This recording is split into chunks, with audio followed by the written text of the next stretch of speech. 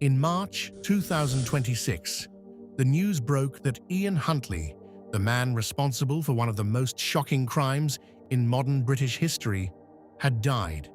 His death, occurring decades after the tragedy he caused, is not a moment to focus on the manner of his passing.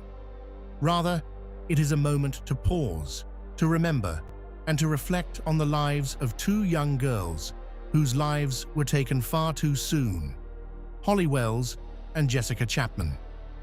It was the summer of 2002, and the village of Soham in Cambridgeshire, England, was about to witness a tragedy that would grip the nation and leave a scar that would never fully heal. August 11th, 2002. A warm, sunny Sunday evening. Holly Wells and Jessica Chapman, both 10 years old, were inseparable best friends. They had spent the day laughing, chatting, playing, and enjoying the simple joys of childhood, listening to music and eating sweets and attending a neighborhood barbecue.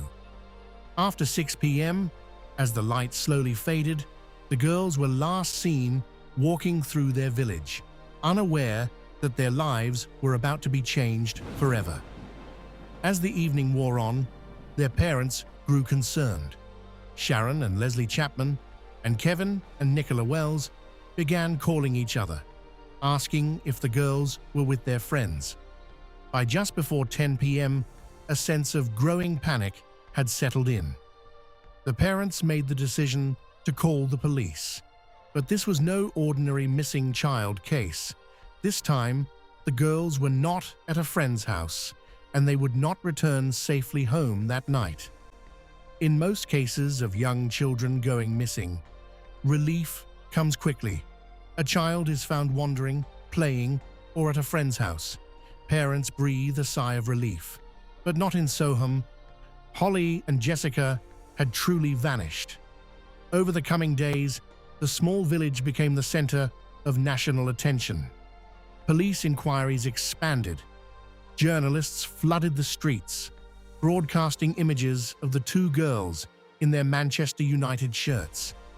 Families across the country held their children tighter, praying for any news. As the search continued, the hope of finding them safe and well slowly began to fade. The obsession of the media and the public grew, inversely proportional to the dwindling chance of a happy outcome. The police operation to find Holly and Jessica quickly grew massive. 400 officers, supported by countless volunteers, scoured Soham and the surrounding countryside. Leading the investigation was DCI Andy Hebb, a man whose anxious face and tired eyes betrayed the immense pressure he was under. False leads and mistaken sightings constantly diverted resources. The press followed Hebb, reporting on every development, yet none could predict the horrifying truth hiding in plain sight. Ian Huntley, the caretaker at the Soham Village College, observed it all.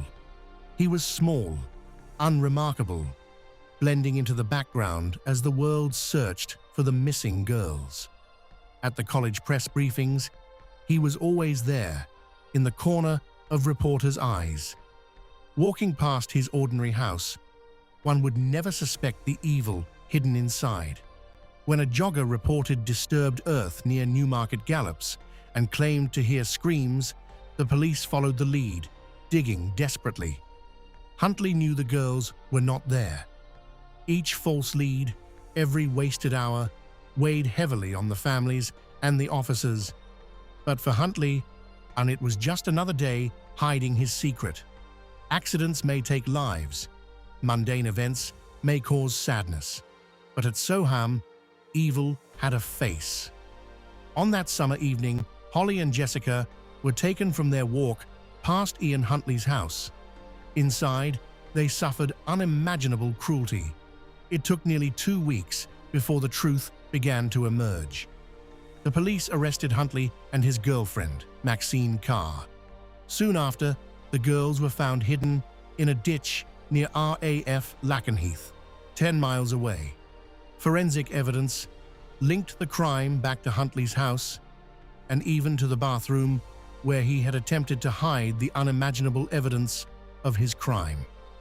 The summer of 2002, once bright and full of life, became a nightmare for families, friends, and an entire nation. Soham would forever be etched in history as the place of one of the most appalling crimes in the United Kingdom. The discovery of Holly and Jessica brought relief only in the certainty of the truth.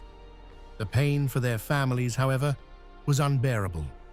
Sharon and Leslie Chapman, Kevin and Nicola Wells, along with friends and neighbors, faced a lifetime of grief, trying to make sense of the cruelty that had invaded their lives.